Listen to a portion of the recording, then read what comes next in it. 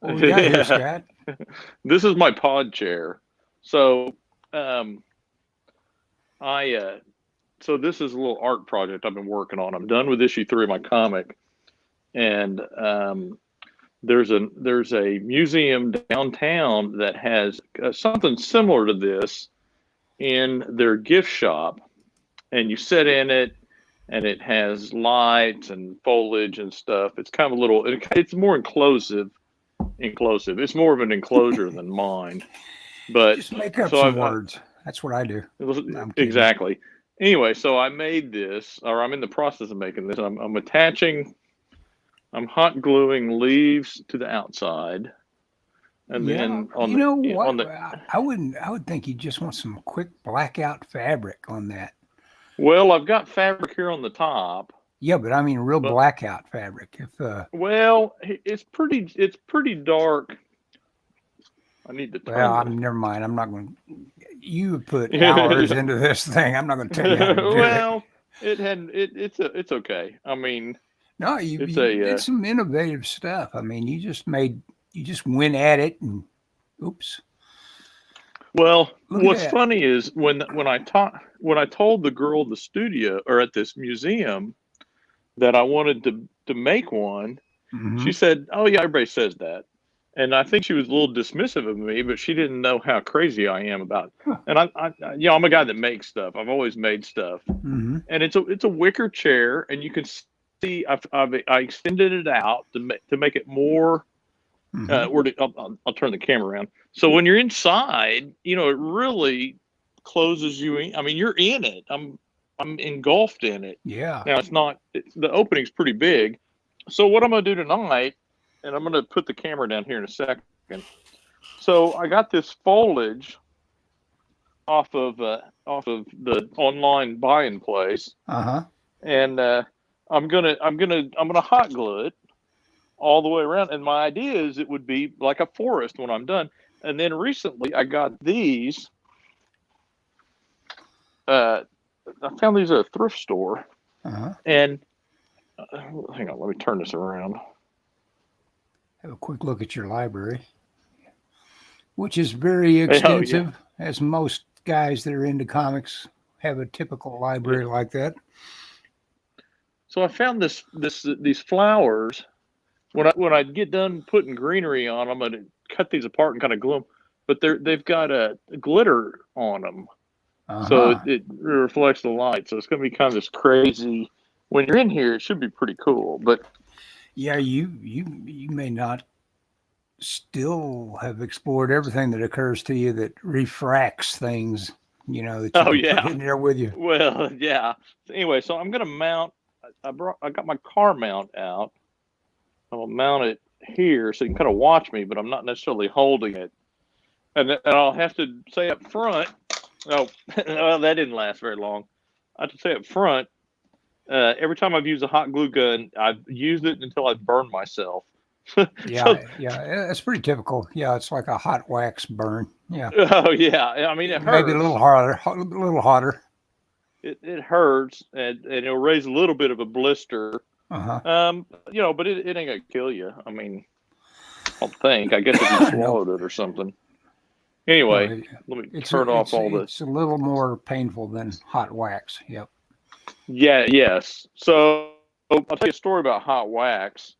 Um, at my wedding, when I got married, when Michelle and I got married, uh, my only wedding, or also my first wedding, uh, yeah, we were doing the Unity candle, and the Unity candle, I couldn't get my. You go up there and you pull them off. You pull one, and the bride pulls one, and then you light the Unity candle.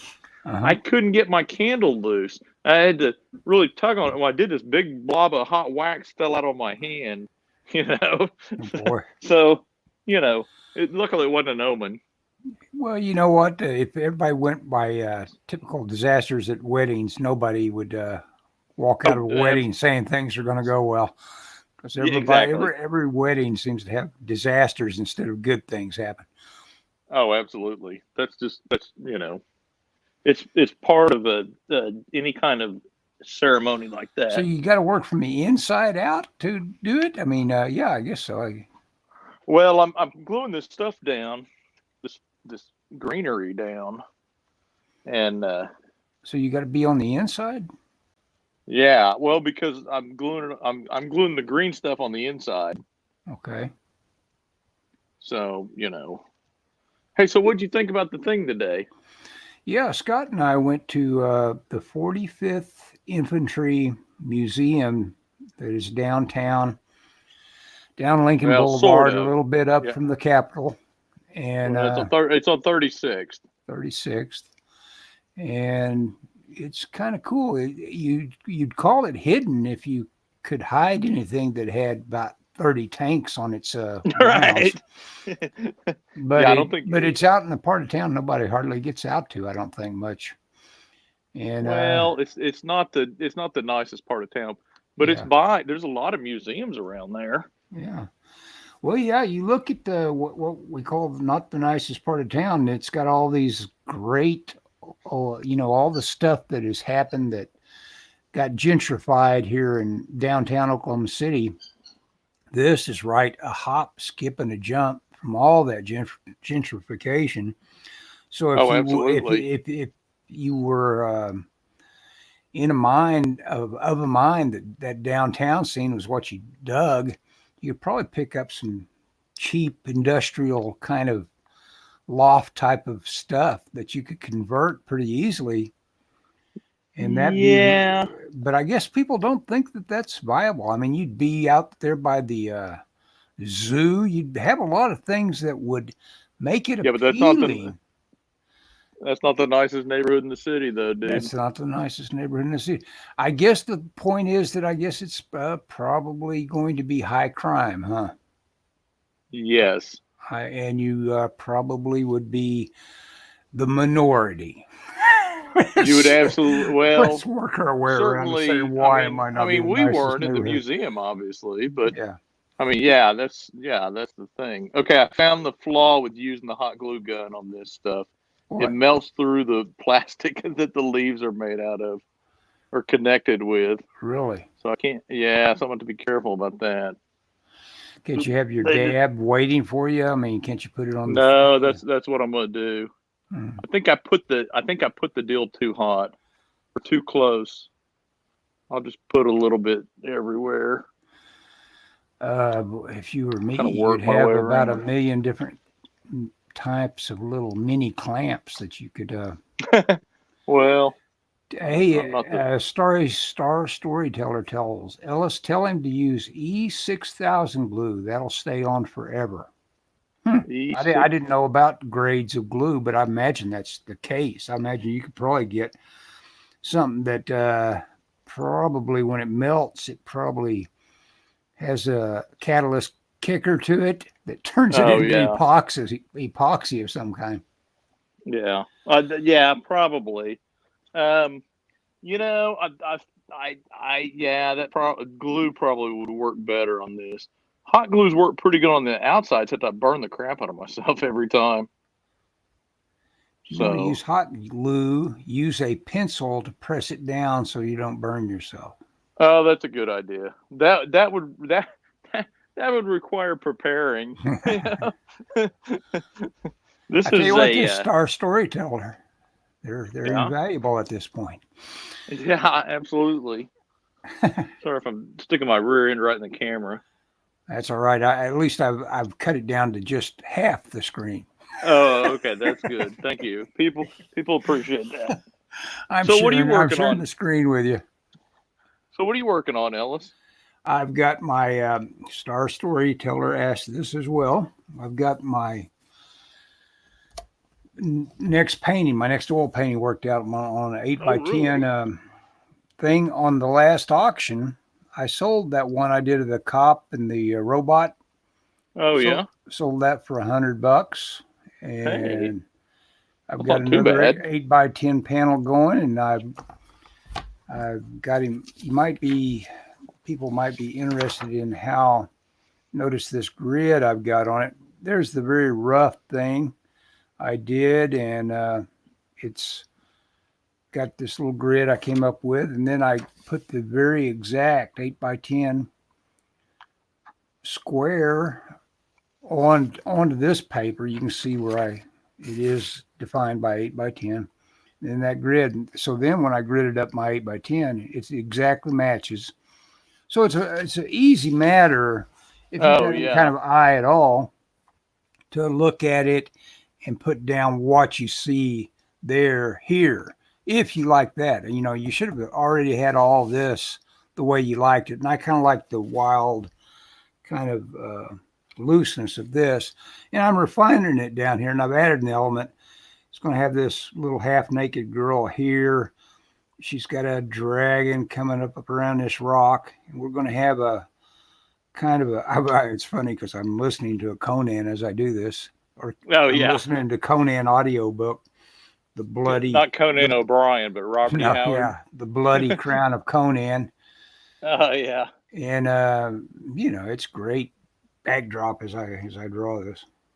Sure. And I'm going to put a little quick enamel coat, not much of one on it, and then I'll put some acrylic medium over the top of it. I could do that or clear gesso. So that the sketch, basically, I can just paint, say I don't like it, and take it right back up with thinner, you know, mineral spirits, and you know, my drawing's still going to be there, right underneath it. Basically, you cover everything up in an oil painting anyway. So as long as you don't use like markers. I had a guy tell me this, and I had to try it. I said, why wouldn't a guy use a marker? It's kind of like a preliminary thing you do on your oil painting. He says, well, it always punches its way up through, and sure enough, I was going to say, it bleed through, wouldn't it? Yeah, well, it just keeps coming up. You can't cover it up. I mean, not like a Sharpie black anyway. Right. Yeah. That's the problem. Well, and that's the problem with markers and everything. Yeah, I guess so. If you use them for inking or whatever, sometimes you can't hardly white out over certain markers. Mm-hmm. You need to white out over them for some reason. Jinju, I would like to see the Tank Museum in England. I know many bombers during World War II had pin-up art on them. Do you know if any tanks had such art? Yeah, you're talking about nose art like the bombers had. I don't think any of them out there have any art like that. I haven't noticed it. Have you? No, you never notice getting all decorative with your tank, do you? Nobody really decided that was their canvas during the war. I wonder if that speaks to the difference in the services. Yeah, it might be. You know, yeah. The Army versus the Army Air Corps or whatever it was. Yeah. You know. Mm-hmm. No, but it's a good point. It's like, why don't we have decorated tanks? Maybe the crew. Maybe it's because the crews are smaller. And of course, that's even on a bomber at least. Yeah, and yeah. And of course, speaking of art and its place in the military, that's why we were there. We were seeing a slideshow, basically. Yeah, the presentation. A presentation on World War II comics propaganda. Yeah. Or maybe not propaganda, patriotic comics. Patriotic. Taken comics. From the idea that it was propaganda, but I would argue that it was more in the spirit of the times necessarily. Now there were certainly, for example, there was a lot of instances of different heroes, for example, like Batman or Superman, selling war bonds. Mm-hmm. You know. Yeah, that's what the main gist of it seemed to be, was that comics were there like the entire country. This book I read about this one director, a very famous director, William Whitney, that did a lot of the Republic serials, wrote a book called In a Door, Into a Fight, Out a Door, Into a Chase, which is a title that pretty much encapsulates, the formula for Republic serials, the typical action-packed thing. And He was right there in the middle of that era, and it is so funny and weird to read about how you couldn't slow people down wanting to get in the services.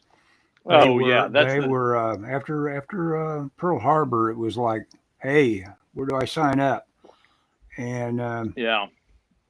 and they were on I their was, they were couldn't wait to get out of Hollywood and their great yeah, jobs. Now some of them, of course, and they paid for it later with some reputation. Some reputations survived it, but a lot of guys that said, "Hey, now's the time." I I find myself with less competition, and right now so I can get more work now. so if you 4F'd and you were left behind, that was kind of good for work, but there was a couple of guys that treated you like you were a zoot suiter or whatever. Yeah. What's funny is like I think John Wayne was 4F, wasn't Yeah, I he? think he was. Yeah, I think But it was something like he's got flat feet or something like that. yeah. Well, that was the deal. I mean, a lot of these people that you wouldn't, that's the deal. While the war was going on, he was making war movies, which I don't know. Right. It's weird. You would think you could never really recover from that, but John Wayne was such a one of a kind persona that Oh yeah. even even even Howard, not Howard, John Ford was totally ready to work with him again.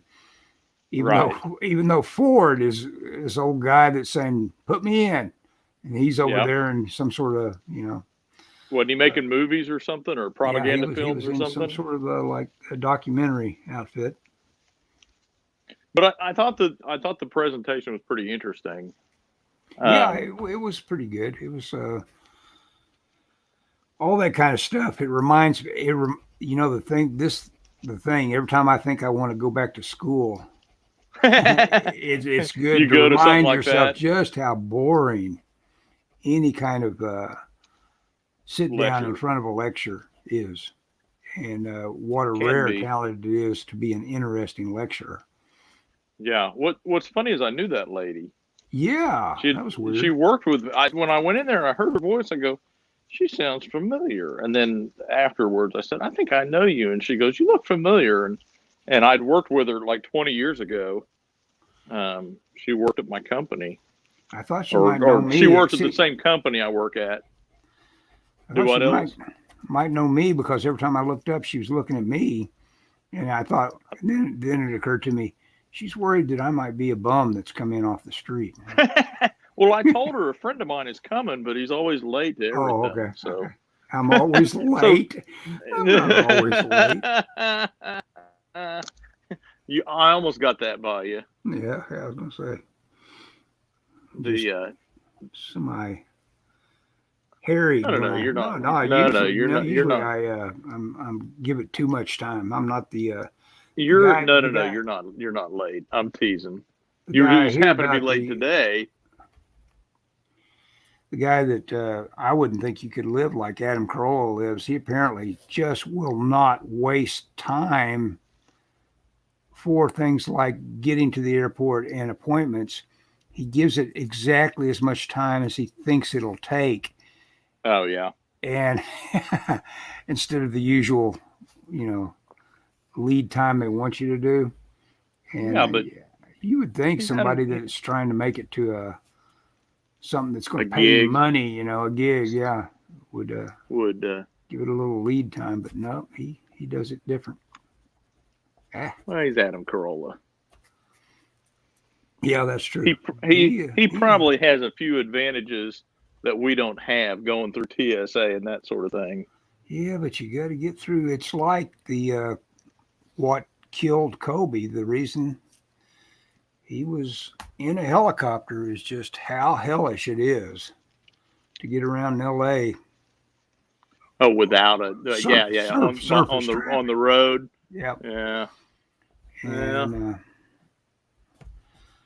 I was thinking Oh, about that. really? That so he was just trying to avoid I mean, not just trying to, but he was trying to avoid Oh, it traffic. had become a regular habit. He could afford it to where even though it was thousands of dollars to do that. That's how they went to the mall, pretty much. Was Oh, they would get in oh, geez. that helicopter, and so it was a regular thing for him to do. They were Oh, see, I kind of wondered if it was like a sightseeing thing or something. no. That was their that That's was what he did, eh? they had that established, and you, you want to make it to where it happened because of something that went wrong spectacularly or something. But I think it's just your standard Just, crash into mountainous stuff. It's like those mountains. That's oh yeah, pilots hate foggy. them. Yeah. Probably shouldn't have been flying, but I mean, obviously shouldn't have been flying, right? Well, I don't know. I mean, I think he Well, probably just wasn't trusting instruments or something. well, my argument is, or my argument would be he shouldn't have been flying because he crashed. I mean, Yeah, exactly. yeah, I mean, yeah, Hey, but how'd you like some hindsight, fella? yeah, exactly. Yeah, I know. Yeah, it's easy to say that now, right? Yeah. But Well, well, it's also yeah that whole the whole area is so woke about green earth and all that too. The idea that that's their other car is the is a copter. helicopter. Yeah. Yeah, Well, I don't know if he's the guy that ever yeah. He probably professed to didn't. be He any probably kind of wasn't. environmentalist. He He probably doesn't wasn't strike me as preaching too somebody that. much. He didn't want to be called on No, it. Yeah, he doesn't seem like a guy that preach that much about that kind of thing. I could yeah, be wrong. I don't know much about Kobe.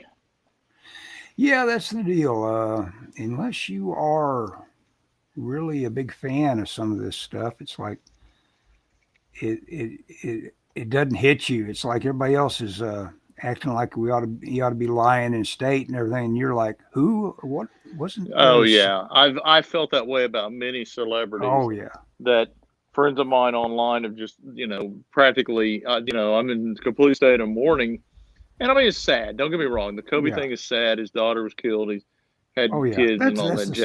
saddest thing. Yeah, the little young But girl. but I mean I don't. I mean I almost say I don't care because that's pretty coarse. But I mean I'm not Well, gonna it just say doesn't hit you, and you can't pretend that it right. does. Right. Yeah. I refuse to pretend that it does. Hmm. But to me, that's as bad as I don't know. Yeah. Why would you? I mean, Hmm. but I think some people, I don't really care about celebrities that much. Yeah. I mean, it's just not my bag, even though, or athletes. Well, yeah. The, Certainly, celebrity culture as it regards athletes is always goes south. I mean, it's ruined them. I mean, when you think about athletes that were held to like certain kind of like image standards back in yeah. the day, and it was because they weren't, they weren't the guys like they didn't have the footing to do what they do nowadays. They weren't, they weren't Oh, yeah. multi-millionaires and stuff like that. They weren't Yeah. paid that well. Now, Yeah. of course, I mean, it would be kind of crass to suggest they not be paid well because, otherwise, Yeah. Because they're making everybody's tons of making $1 money. billion off of them. That was one thing that was interesting about that deal is they were talking about the numbers that comics sold Hmm. during the war. And it's just crazy how much it sold back then. And you look at that, and then you look at what they sell now. It's like, oh gosh, They were selling 10 million at a dime a piece. So that's a month somebody's or making $1 something like million a that. month, right? Yeah. Well, no. She was saying that I forget the year. There was one year that the comic industry sold like between 160 and 180 million comics. I mean, that's insane. 1 year. Yeah, 1 year. And it was selling, I forget what she said per month, but yeah, I think the peak was like 180. She said I think one thing that, and I thought about this later. I should have told the story and you may know it. You may know more details than I do, but because we were talking about how these artists didn't make it, or I say artists, these comic creators didn't make any money compared to, and the publishers are getting rich. And the story I always think of is the guys that were in the apartment that got trapped in the snow, and they had a can of beans, but they didn't have, the stove didn't work. I don't know if they had any gas or power or what, and they didn't have any utensils, so they took a T-square and a set of keys, and they hammered open the beans, and they took tile off the bathroom and made a stove in the sink, just a little, and used it to cook the burned old pages or whatever as their fuel. To cook the beans. Went through all those all that invention they had to go through to just to eat burned. Yeah. They were wonderful. Yeah. But I think they were stuck in a snowstorm or something. But they had holed up all weekend to work. In what era was this? This is during the war, I believe. Okay. Sometime in the Golden Age. I guess I've never heard this story. Is it? Oh, you never heard that story? Who is it that did it? Well, I don't know. That's what I don't know. But it's a group of guys that were trying to knock out a comic over a weekend, basically, and so they were holed up in somebody's apartment. That writer that wrote Cavalier and Clay, Shaban. It sounds like his depiction of that era, where he's basically writing about Kirby. Oh yeah, and those guys. Interesting. I need to reread that. I've never read an audiobook of that. Cavalier and Clay. It's funny you say that. I was thinking about that today after we left the thing. I was thinking I need to read that. Let's see. Ellis, who inspires you on dragon artwork? I grew up with D&D, and you want to talk D&D, we'll talk to Scott here. So enjoy such artists as Larry Elmore. Ellis is a heathen. Larry Elmore, Jeff Eastley, and Clyde Caldwell. You know what? I don't know any of those names, but I bet I may know their art when I saw it. You might not. I don't. You never played D&D, right? You know what? I've bounced off of it a couple times. Well, you'd have to see the books to see their art. Those guys were all like, probably like 80s and 90s era artists for TSR. Mm-hmm. TSR, huh? That was back in the day, huh? That was the publisher. Ellis is not a Dungeons and Dragons guy. But even though my most recurrent freelance account is InWorld, so we won't tell them. This just shows you, just fake it until you make or whatever. Well, I mean, they don't care whether you play the game. Yeah, they just care whether or not you can put an idea down, and whether they can give you an idea that you can make a visual out of, and that's what I do. Yeah. They tell me some character which I've never heard of before, and I look it up and say, "Oh, that's interesting." And he looks a little bit like a rodent, whatever. And so then you're off you go. Yeah, with the rodent art. Well, the hot glue gun is not working too good on this. Really? Well, some things they don't bond to that. Yeah, it's not really bonding that well. I'm having some trouble. Star Storyteller says Jimmy Stewart was a total badass. That's true. Yes. He was a guy that wanted to get up there and fly. That's right. And didn't have to, had nothing to gain from it. Yep. That's what I mean. That was the spirit of the times. Yeah, just, hey, let me at him. This is my country. And that's why, and in this thing we went to, there was a lot of, I'll be careful how I say this. There was a lot of, for example, like the Japanese, particularly the Japanese, Oh, The I'll Jap never be the able to. Jap I'm just kidding. well, the No, go ahead. Japanese took there was a lot of racial stereotyping or caricaturing, I guess, or and it was racist. I mean, there's no Uh, doubt about it. oh yeah, yeah, yeah. Oh Um, no, no, that propaganda. It is to dehumanize. It is to say yes. this is Well, the enemy. We can't kill too many of these. Pile them up as high as you can. but You know. see, I don't think, and I may be wrong, and somebody may take offense at this or whatever, but the I don't think that the comics had that same kind of approach. I mean, Well, the yeah. graphics obviously were very stereotypical. Uh huh. I mean, they used Asian stereotypes of buck teeth, thick glasses, and that sort of thing. Mm-hmm. But I don't. But I think it was done. And again, I'm not defending it. Don't misinterpret what I'm saying. But I think it was done more out of ignorance and shorthand, almost like a caricature shorthand kind of, Mm-hmm. uh, you know. Whereas Yeah. propaganda was done with kind of a, and don't get me wrong, they weren't doing it because they loved the Japanese, but I don't think it was done with the intent that these kids were going to go out and hate Japanese people. And guys that went through all that, it's funny how many of them that were guys like Cagney and stuff like that.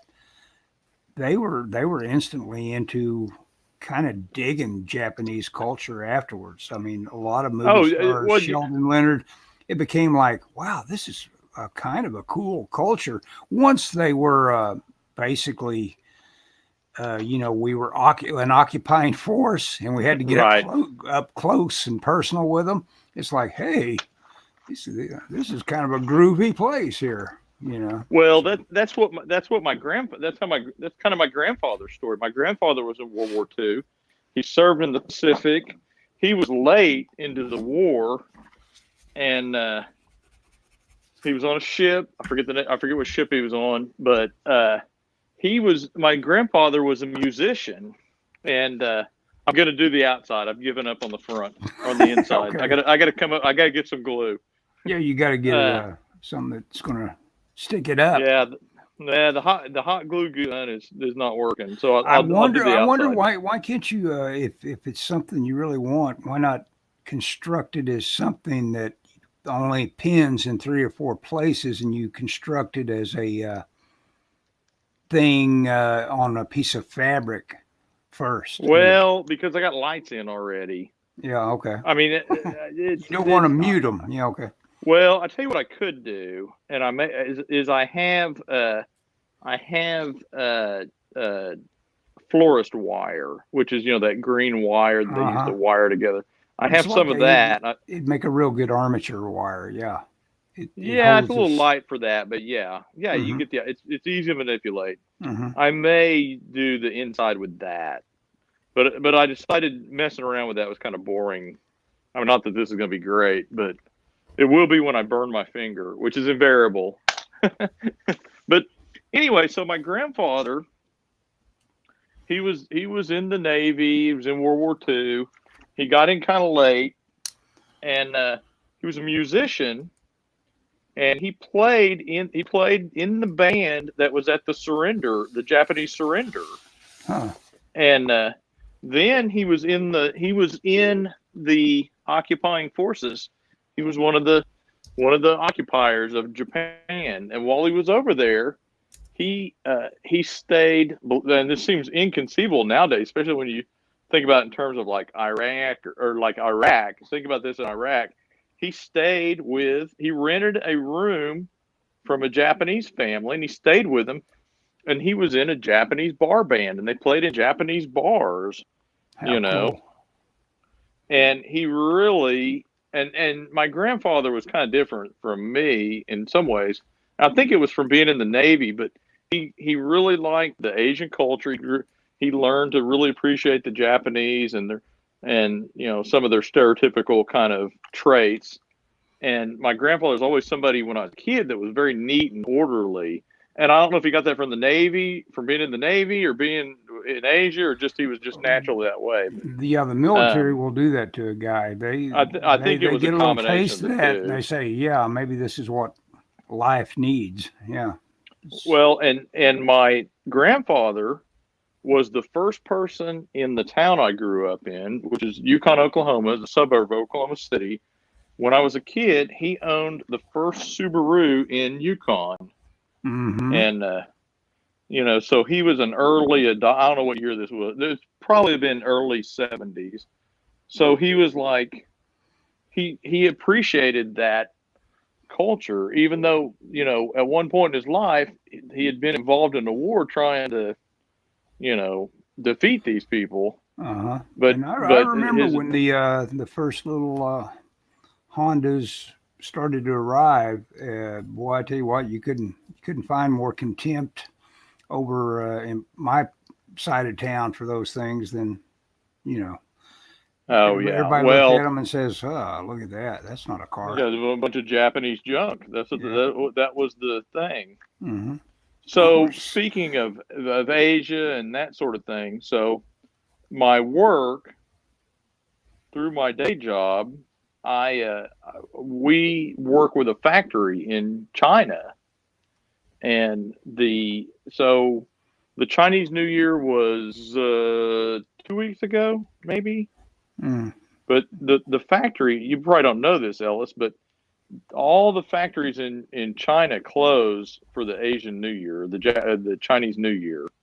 And Mm. so at my work, during this time of year at a certain time, and it's figured out by the lunar calendar, that the factory's going to close and everyone goes back to their hometown. Okay. So we can't get anything out of the factory. Well, meanwhile, the coronavirus hits. Yep. And so they have closed the factory that we deal with an additional 3 weeks. And it's been pretty crazy. I don't know what the count is of infections and that sort of thing, but I think that coronavirus is going to be pretty bad, Well, or is I get already pretty a I get bad. a update every day from this one guy that is pretty naked in his predictions that it will be a pandemic that will, obviously can't be stopped at this point because of the numbers. Once the numbers get to a certain Sure. uh, threshold, you're there. You can't escape the fact that it's going to reach out and touch most of us in some way. Right. Well, I tell you, and see, a lot of my friends have said, "Oh, oh no, the flu every year kills 20,000 people," and that's true. This hadn't killed near that many people, but the problem is, or the difference is, this is affecting young people. Yeah. Typically, the flu only kills either very young or very old. Hmm. But apparently, this is just wiping out all kinds of people. Yeah. It's and I don't know. It's a bad deal, man. I mean, and the thing is, like at my work, we get raw materials from China for a bunch of stuff, Yeah. and so it's like the effect on us is going to be huge. It already is because my department. It's kind of hard to explain, but my department works. We send stuff to China, and then we also make some of the same kind of stuff, but it's different stuff, but it's similar. And so what's happened is people are going, well, can we make this here? Yeah. And Yeah. it's and it Well, it may and you may be forced to find local vendors for some of this. Yeah. well, it would be me. No, I mean, you'd we be the do it. vendor. It would be my department. But the problem is, it's so much more expensive, and we're Yeah. taking a product. That's why it goes overseas. I mean, because like a comparison might be, you might do something that cost $6 to do here, you get from overseas for two, you know, and Hey, Scott, keep everybody entertained. I'm gonna go get some more coffee. okay, I'll burn myself anyway. So that's I mean, in my brain, I think, well, maybe this is maybe this is an opportunity for the United States to start making stuff here. But the problem is, I don't know if that's the stuff that we do. We don't even have the capacity. I'm already dreading what people ask of my department. And there's already been stuff where it's like, well, this was done here. In fact, I was named in the mass email they sent to the salespeople. If you want to change this from overseas to here, it will have to go into Scott's department, and it's just like, oh. And I'm glad. I mean, I wish more stuff was made in America, but it doesn't. This isn't the solution to that problem. I'm back.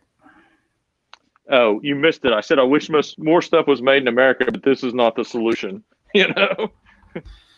Storyteller, my family made dinner. I got to head out. Have a great time. Thanks, Storyteller. Thank you. Thanks for watching. 3 minutes ago. They probably already headed out. Oh, yeah. Sorry. Well, I'm sure they'll rush to YouTube and watch the rest of it. My grandfather on my mother's side was a cook in the infantry. I do not know how much. Oh, really? This is Zinju. Was that in Europe or in Japan or in Asia? I wonder. Maybe we'll get an answer. I do not know much of his service, but my grandfather on my father's side was in the infantry. He came in just after Normandy had ended.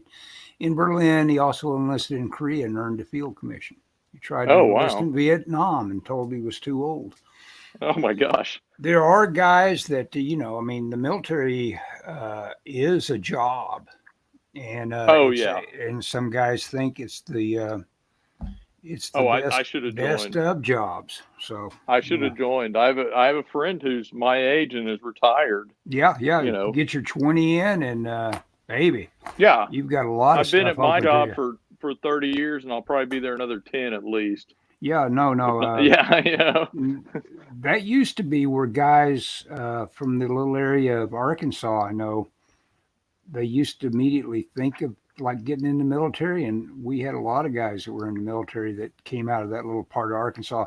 But then they started to get all this active involvement in the Middle East, and these guys aren't stupid. They said to themselves, it used to be in peacetime a pretty groovy thing to jump into the military, but it got a little too hot to say you wanted to be in the military automatically. It was I miss the great time to be in the military if you're going to do that. And I don't know how many years this is, but if you could have been in after Vietnam and before the first Gulf War, I think you were gold. That was when those guys were kind of swarming in. Yeah, those were the guys that went over to Japan and Germany. Hung out in Germany. Yeah. Exactly. Went to Korea. Yeah. Went to Korea. Yeah. After the war. Yeah. I mean, after the war. The war never ended. So. Yeah. Well, and I know guys that did that like family friends that are older than me. Mm-hmm. I was too young. The guys that I went to school with that joined the military ended up going to the Gulf War. Yeah, exactly. Which and they had them. That culture wasn't welcoming. It wasn't like,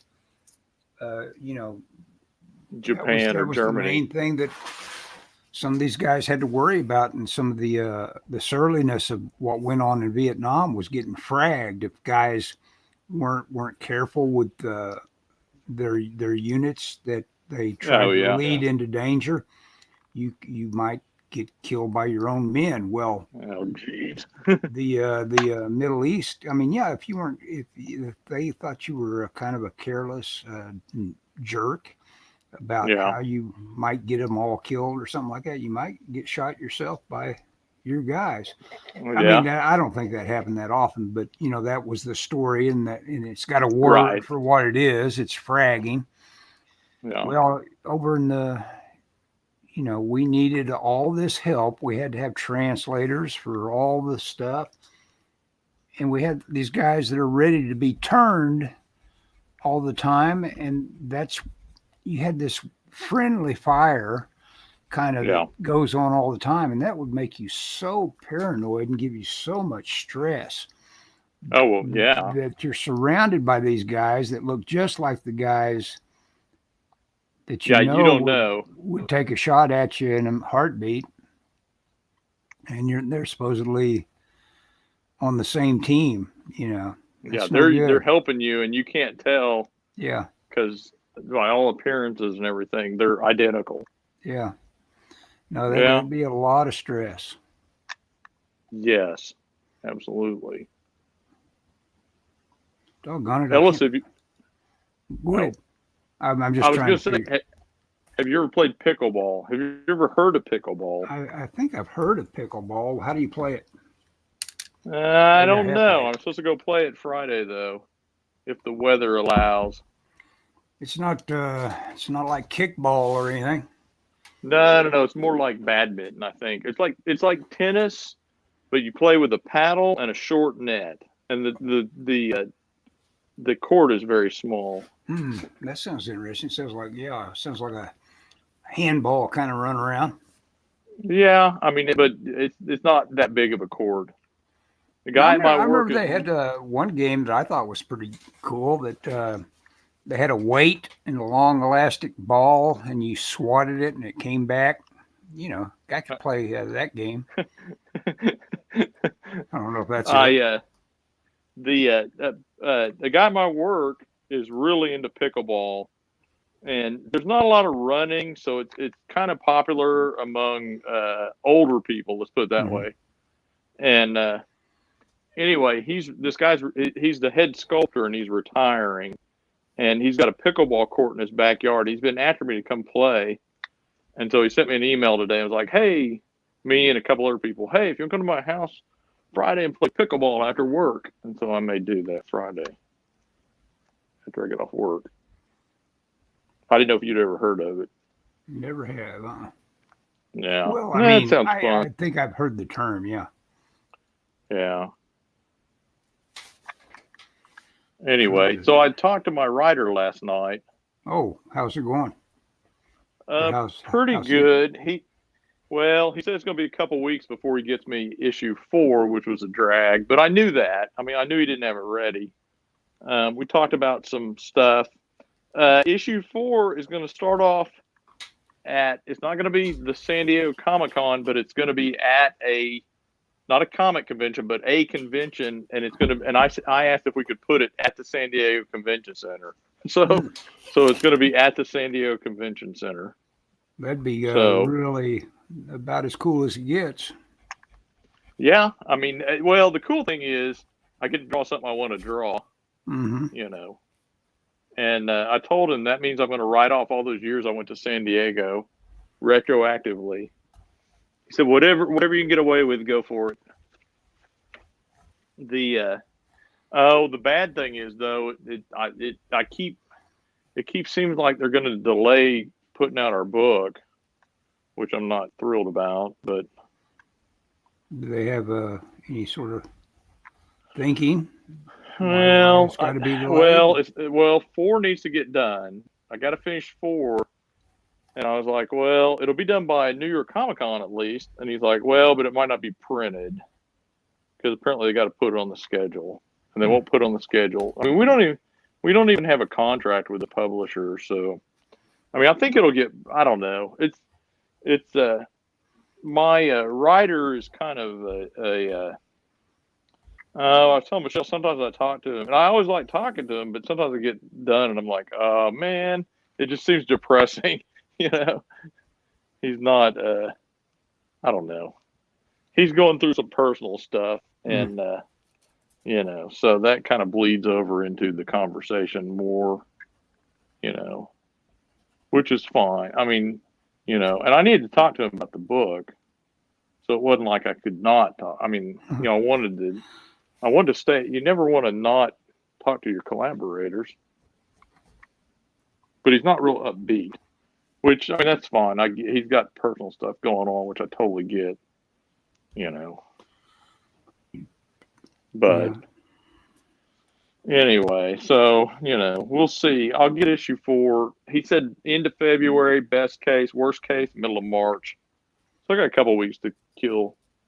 Which, I mean, you can see I'm putting leaves on a pod chair, so I'm putting it to good use.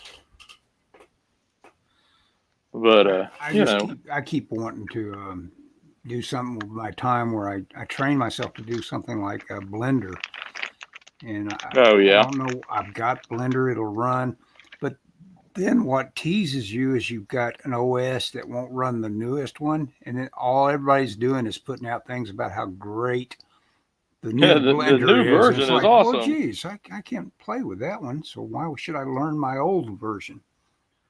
I don't know. I mean, I'm Windows. I know you're not a Windows guy, but Windows I could do that. I could buy a Windows computer that was nothing but for my like a 3D work, and and have one of those. I mean, since it would be cheaper, and I probably could get the best little current OS. Yeah, I could have a working PC. Oops. You could do that for sure. I'm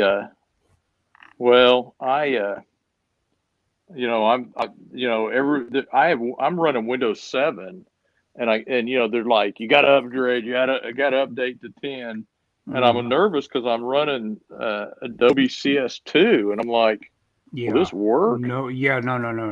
Just assume that Gates will knife you. Screw me. Don't update. You don't need it. Well, what's funny is I there's a guy on the radio that does computer stuff, and so I emailed him. I was like, oh, email me, and he said he doesn't know, but he said I wrote an article about running Windows. What happens if you continue to run Windows 7? And it was basically like, hey, just watch out for viruses, and you'll be good. Just know that you're not going to get any virus protection. Yeah.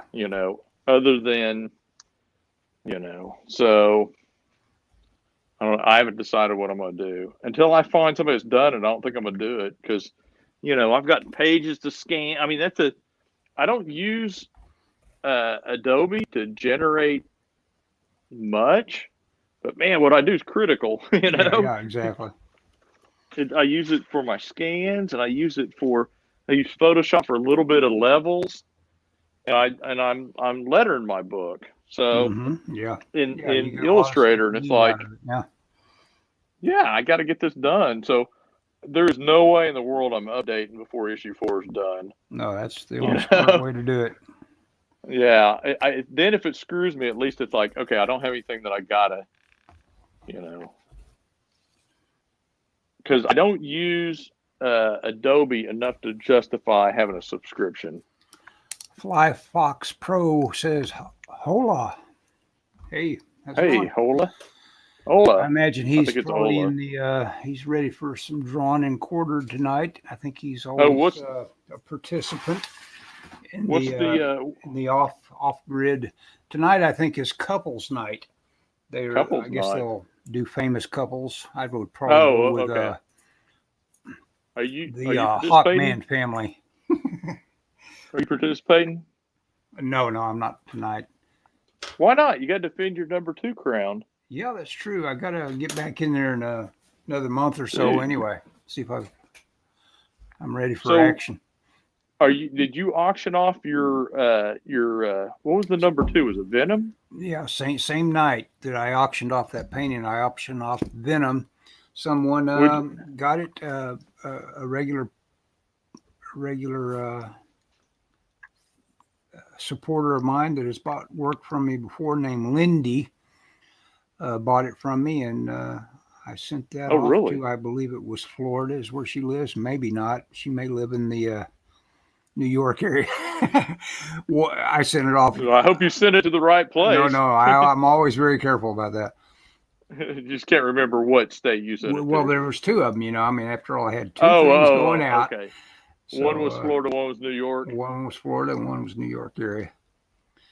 Gotcha. I'm pretty sure Lindy was the Florida. Did you make a good amount on it? $40. It's not much, but it's about like a con sketch. So How much time did you have in it? Well, the time it took to, I center all my thumbnails too. So, I try to make these things, when you win one of my things, you get a lot of extra little bits of crap and stuff that I send along that I hope makes it like a Oh special, yeah, like super bonus experience, hopefully. the Dave is a big fan of oh God, what's the guy's name? The guy that does the Star Wars family stuff. Uh, I can't think of his name. Jeffrey Brown. He's a Okay. big fan of Jeffrey Brown, and Dave is a friend of ours, by the way. But Yeah. Dave is a big fan of Jeffrey Brown, and Jeffrey Brown does these deals where, like at conventions, or at least he would at San Diego, you would buy these envelopes, and it just had random doodles in it, and it was like it would be like he deconstructed or took apart a sketchbook and put all the random bits in this box, which Hmm. was actually kind of cool. I mean, Yeah. I wasn't a fan of this guy, so I never bought one, and they weren't real expensive. But and you always got like a couple cool little drawings, and then you get like notes, and you might get like a shopping list, and you might, Yeah. But I mean, it was it was enough to where Dave always thought it was cool whenever he bought several of them over the years, I think. Huh, I may do You that. know, I've certainly got enough sketches laying around. Well, first, I have to make a name for myself that makes yes. my Well, doodles worthwhile. and he was doing it at conventions. Yeah. I think this is a convention, a thing that works good at conventions. Hmm. You know, and if you have fans, I mean, I wouldn't buy one of his, but if I went to a convention and John Byrne was selling, random doodles he did, I'd Yeah. buy it, even though his would be a lot more expensive probably. But the right artist, I would buy Hmm. that kind of thing for sure. Because I think that stuff is cool. I like when you go to a show and they're selling, sketchbooks, not originals, but printed sketchbooks, and it's actually stuff from their sketchbook. A lot of times it's like work, or commissions or whatever. I want to see like rough sketches and stuff, work in progress kind of stuff. You know. But anyway, Yeah. that's that's, Yeah. that's my Yeah. opinion. I'm with you on that. Got to make a little change here. I had the spirit of something in my rough sketch that I Uh-oh. misplaced in the And the translation. final one. Yeah. Yeah, sometimes that happens. Got to That's one of fix the it. things I've been working on in my time off is we talked not too long ago, we were talking about this idea of direct drawing where you're Yeah. drawing, and it's kind of a, I don't know how to describe it, but you know what I'm talking about. Yeah. Yeah. You just basically are. Minimal construction Yeah. and and and and You're and assuming confident lines. hmm you've got enough education that you can, the moment you put a couple of marks down, you know where you're at. Yeah. Why couldn't you draw with, now that you Yes. know where you're at and the space you're working with, just draw something. And Yes. that's the kind of drawing I do fairly often in terms of like being really rough doodles. But these guys that lay down a super confident mark, and I'm not at that level. I doodle and I do a lot of draw through. These guys don't do that draw through. They don't Yeah. leave behind a whole bunch of chicken scratches to Gosh, just lines. yeah, yeah. They just have their cross contours. Thank you, Fly Fox Pro. He says he's actually sketching for DNQ right now. Oh, So is I it guess on? by the certain knowledge of knowing what the theme is, you can just start drawing and then show off 3 or 4 products, and then you might be the fan winner, and someone will send you the print of the winner on the DNQ night, which is Oh, cool. oh, really? That's how That's that kind of works. cool. Yeah, yeah, that's cool. I mean, and it's kind of funny because that makes you kind of the loser, basically, because you've got to go to extra trouble that everybody else that finished underneath you doesn't have to go to. But everybody does it. Oh, And plus, by the time you get around to auction night, it's like your winning status is maybe worth that much more. yeah. So if you're the fan winner, do you get to go into the auction? Does everybody go to the auction? Oh, the auction is just thrown open to people that can participate in the chat, I believe. Oh, but you didn't. You Zinshu's did. what? Did you do the auction on the last time with your This Venom? last Friday, yeah. Mike keeps it going, even though I'm sure he's got a million things he could be doing. He does that auction, and I think it mainly Gotcha. benefits his friends more than it does him. So Oh, we all probably. appreciate that. Yeah. Jin Just, Shu says, "I love Frank Frazetta. May he rest in peace." Yeah, it was his birthday just a couple of oh, days ago. yes. But he saw Absolutely. many of his works as unfinished and reworked over them. Yes, this is true. Yes. And Yes.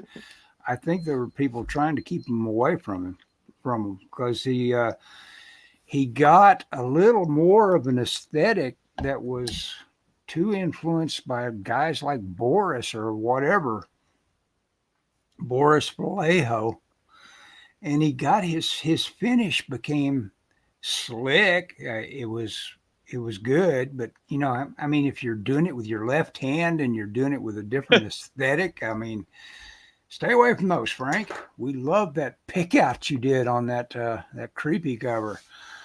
Just leave Well, it alone. I think Frazetta's thing was Frazetta was a guy that didn't have a lot of patience, and Yes, he no, didn't yeah, want to that's sit right. there He and wanted to be yeah, he playing didn't want to sit there baseball. and doodle with it. Yeah, Yeah, he'd rather be off doing something. And so he did these amazing pictures very quickly. And it was funny because even though he was highly trained, apparently fairly young, which I never yeah, realized until recently. yeah, Um, yeah. We used to think he was like just some sort of guy that we ought to all no, be able to be like. But no, right. He no, sat down and he he was was a like genius. he was like 7, and they said, "Here, you got some talent there, Frank," and he probably Yes. did. He probably was a little bit of a idiot or what do you call it, a prodigy. Yeah, And they prodigy. stuck, Not, not, but not they an idiot stuck him savant. with a yeah. I was going to call him an idiot savant, and but no, no, he was a prodigy that got stuck with an old Italian master that Yeah. I think the knew his guy took stuff. him to Italy. I think he studied in Italy for a length of time. I don't know how long. I don't know. I think the guy was over here. I think. Oh, what? Well, no, but Yeah. I was thinking the guy took him to Italy for a little bit. I don't know. I don't Anyway, think so. anyway, Maybe. he was a guy that was trained at very young, but his work benefited, I think, from that Oh yeah. impatientness of him, Uh-huh. and it showed in the work. I think it gave the work kind of a frantic look. Yeah. Yeah. Yeah. That Yeah. And his and plus making a living veered him oh into yeah, cartooning and comics and stuff like that he could do to make a buck.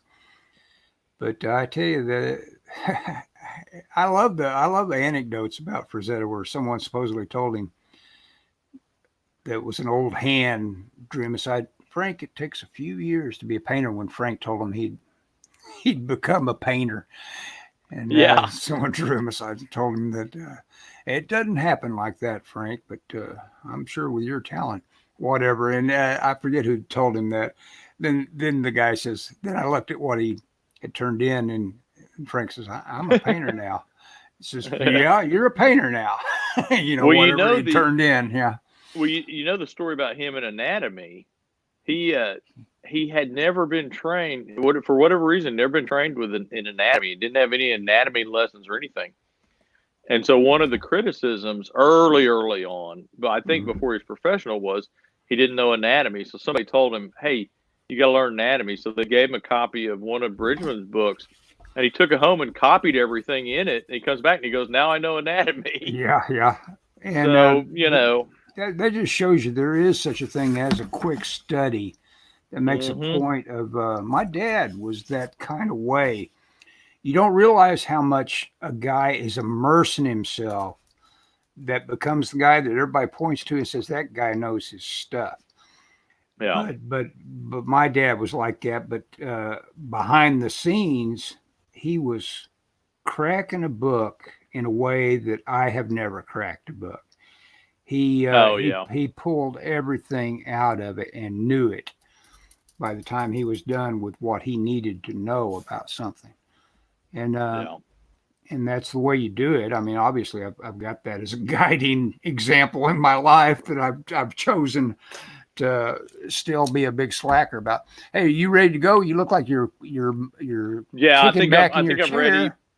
My head. I'm tired to put. I managed to put leaves on and not burn myself, and my headphones are about dead. Okay. So I think it's probably time to call it a night if We've you're done good an with hour that. and a nickel's worth, so that's it. Okay, I'm Okay. ending the broadcast. Thanks everybody that came in tonight. Yeah. Thanks everybody for checking us Jinshu, out. Fly Fox Pro, Star Storyteller. Take it easy. Okay, I've ended.